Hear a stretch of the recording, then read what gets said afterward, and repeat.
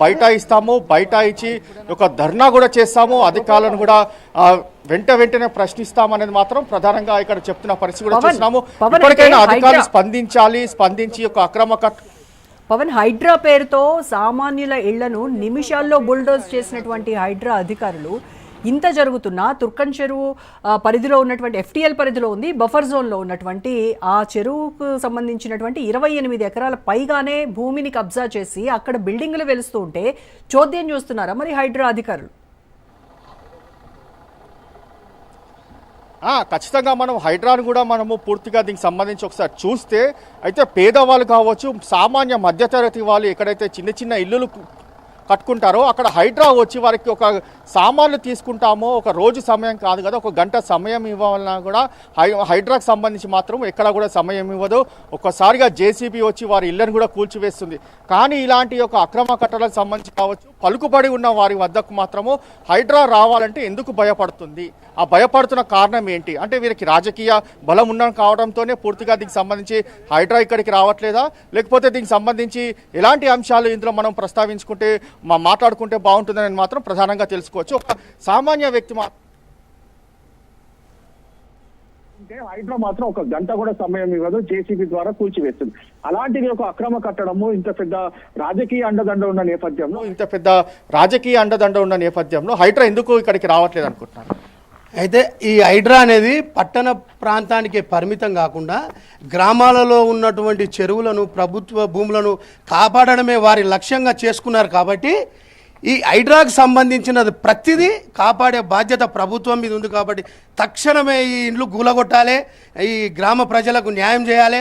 ఇప్పుడు తద్వారా అదంతా మునుపటి చెరువు ఎలాగైతుందో అలాంటి చెరువు మా గ్రామస్తులు చూడాలని మేము కోరుకుంటున్నాం.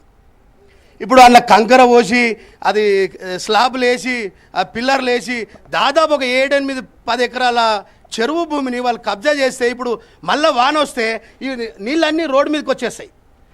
ఇప్పుడు వాళ్ళకు రాకుండా వాళ్ళు అడ్డుగోడలు కట్టుకున్నారు. దీనివల్ల మా ప్రజలకు కానీ మాకు కానీ చాలా ఇబ్బందులు. మళ్ళీ ఇంకోటి ఈ చెరువు కూడా నాల కూడా కరెక్ట్ లేదు, నాల కూడా కరెక్ట్ లేకుండా చేసిర్రు. కాబట్టి ఇందులో పాత్రదారులు, సూత్రధారులు దీనికి సంబంధించిన ప్రతి ఒక్కరిపైన చర్య తీసుకోవాలి. ఇదే కాదు, ప్రభుత్వ భూములను కాపాడాలి, ప్రభుత్వ ఆస్తులు ఏదున్నా ప్రభుత్వం కాపాడాలి. ప్రభుత్వాన్ని కూడా మేము సపోర్ట్ చేస్తాం, చేయని పక్షంలో మేము వ్యతిరేకిస్తామని చెప్తున్నాం. ఇక్కడ మనం ఒక చిన్న విషయం కూడా మాట్లాడుకోవచ్చు. ఇక్కడ గ్రామ సర్పంచ్ సంబంధించి ఎందుకు స్పందించలేకపోతున్నారు ఈ యొక్క అక్రమ కట్టడానికి సంబంధించి?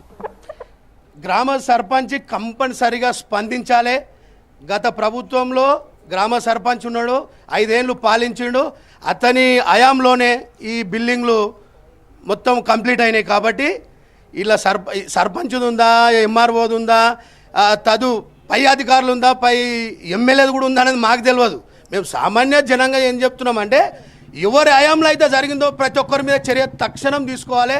తీసుకోకపోతే మేము కూడా మా కార్యాచరణ మేము ప్రకటిస్తాం.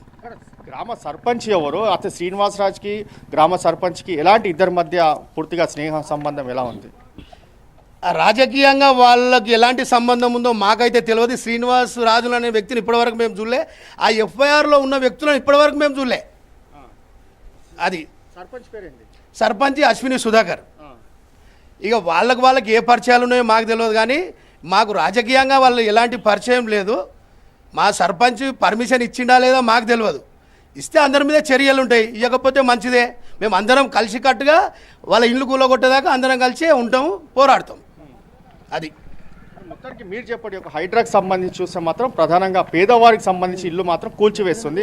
ఇలాంటి యొక్క పూర్తిగా అక్రమ కట్టడాలు కావచ్చు, వీరికి రాజకీయ పలుకుబడి ఉంటే వారు ఎందుకు కూల్చలేకపోతుంది అనుకుంటున్నారు మీరు? ఎందుకు కూల్చలేరు అంటే ఇప్పుడు మాకైతే తెలియదు మొత్తం. మరి బడాబాబులు వీళ్ళందరూ కలిసి మరి కుమ్మకైరా ఎవరైనా మాకైతే తెలియదు. మరి ఇప్పుడు తెలుస్తుంది. ఇప్పుడు మీరు వచ్చారు కాబట్టి, మీరు అందరూ న్యూస్ ద్వారా, రాజు న్యూస్ ద్వారా వచ్చారు కాబట్టి ఇప్పుడు తెలుస్తుంది. అది ఇక్కడ గ్రామ సర్పంచ్కి సంబంధించి ఎలా ఉంటాడో దీనికి సంబంధించి ఒక అక్రమ కట్టడాలపై ఎందుకు స్పందించలేడు అనుకుంటున్నాం గ్రామ సర్పంచ్? ఈ గ్రామ సర్పంచ్ అంటే మాకు మొత్తం డీటెయిల్స్ తెలియదు. ఎందుకంటే ఇప్పుడు ఆయన కూడా మేము అనలేని పొజిషన్, ఎందుకంటే మాకు తెలియదు కదా మొత్తానికి.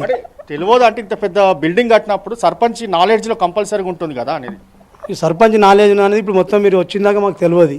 ఇప్పుడు ఇవి నోటీసులు తీసుకొచ్చిందాక మాకు తెలియదు. ఆయన పాత్ర ఉందా లేదా అనేది కూడా మాకు తెలియదు. ఇప్పుడు దీని ద్వారా ఇప్పుడు న్యూస్ ద్వారా తెలుస్తుంది ఎవరి పాత్ర ఏముందనేది మొత్తం బయటపడుతుంది. ఒకవేళ సర్పంచ్ పాత్ర ఉంటే అతని పైన కూడా శిక్ష కంపల్సరీ తీసుకోవాల్సిందేనా? చట్ట ప్రకారంగా చర్యలు తప్పవు, తీసుకుంటారు చట్టపరంగా. అంటే ముఖ్యంగా చూస్తే మాత్రము ఇక్కడ సర్పంచ్ కూడా దీనికి సంబంధించి ఇంత పెద్ద బిల్డింగ్ కట్టడాలు అక్రమ కట్టడాలు ఇంకా కడుతున్నా కూడా ఎందుకు చర్యలు తీసుకోలేదు? సర్పంచ్ నాలెడ్జ్లో కంపల్సరీగా ఉంటే మాత్రం ప్రజెంట్ ఉండాల్సి ఉంటుంది.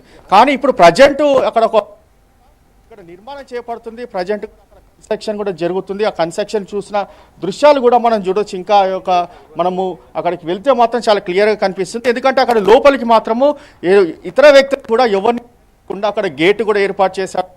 గేట్ ఏర్పాటు చేసి ఈ యొక్క వ్యక్తిని కూడా లోపలికి వెళ్ళాలన్నా కూడా అనుమతి తీసుకోవాలి. అసలు చెరువు ల్యాండ్లో ఎవరైనా వెళ్ళొచ్చు, కానీ అక్కడ లోపలికి వెళ్ళాలన్నా కూడా వారు అక్రమ కట్టడం కట్టుకొని వాళ్ళ అనుమతి ఎలా తీసుకొని లోపలికి వెళ్ళాలనే మాత్రము ప్రధానంగా ఇక్కడ చాలా ప్రశ్నార్థకంగా మారిన పరిస్థితిలో చూస్తున్నాము. ఇప్పటికైనా ప్రభుత్వం చర్యలు తీసుకోవాలి. ఒకవేళ సర్పంచ్ దీనికి సంబంధించి అతని నాలెడ్జ్ లో ఉండి ఈ యొక్క నిర్మాణం చేపడితే సర్పంచ్ ఎలాంటి అనుమతులు ఇచ్చాడు, అసలు సర్పంచ్ కి వారికి ఎలాంటి లింక్స్ ఉన్నాయనేది మాత్రము అది కూడా బయటపడాలి అనేది మాత్రము ప్రధానంగా ఇక్కడ స్థానికులు కోరుతున్న పరిస్థితి చూస్తున్నాము. ఓవరాల్ గా మాత్రం తుర్క చెరువు సంబంధించి పూర్తిగా రాబోయే రోజుల్లో ఈ యొక్క తుర్క చెరువు కూడా ఇంకా కబ్జాకు కూడా గురైతే కూడా ఆశ్చర్యపడాల్సిన విషయం లేదు. ఎందుకంటే ఇప్పటికే చెరువుకు సంబంధించి మాత్రం ప్రధానంగా ఇంకా చెరువు స్థలాన్ని ఇప్పటికే కబ్జా అయింది. ఇంకా కొన్ని సంవత్సరాలు గడిస్తే ఇంకొక 1-2 సంవత్సరాలు ఆ ఒక చెరువు ఇంకా మట్టి వేసి ఇంకా చెరువు స్థలాన్ని కూడా కబ్జా చేసినా ఆశ్చర్యపడాల్సిన విషయం లేదు. ఎందుకంటే ఒక్కొక్క ఎకరం వచ్చి 15 నుంచి 18 కోట్ల రూపాయలు కూడా ఉంటుంది. అందులో దీనికి సంబంధించి ఒక పూర్తిగా నిర్మాణాలు చేపడితే వాటిని ఒక కోట్లాది రూపాయలు కూడా సొమ్ము చేసుకోవచ్చు. అలాంటిది ప్రభుత్వ స్థలాన్ని కబ్జా చేస్తుంటే మాత్రము చెరువు స్థలాన్ని కబ్జా చేస్తుంటే ఇటు రెవెన్యూ అధికారులు వారికే సపోర్ట్ చేస్తారు, ఇరిగేషన్ అధికారులు వారికే సపోర్ట్ చేస్తారు, ఎంఆర్ఓ అధికారులు యొక్క అక్రమ కట్టడాలు వాళ్ళకే సపోర్ట్ చేస్తారు, పంచాయతీకి సంబంధించిన వారే వారికి సపోర్ట్ చేస్తారు. మరి మనం రాజ్ న్యూస్ వెళ్ళి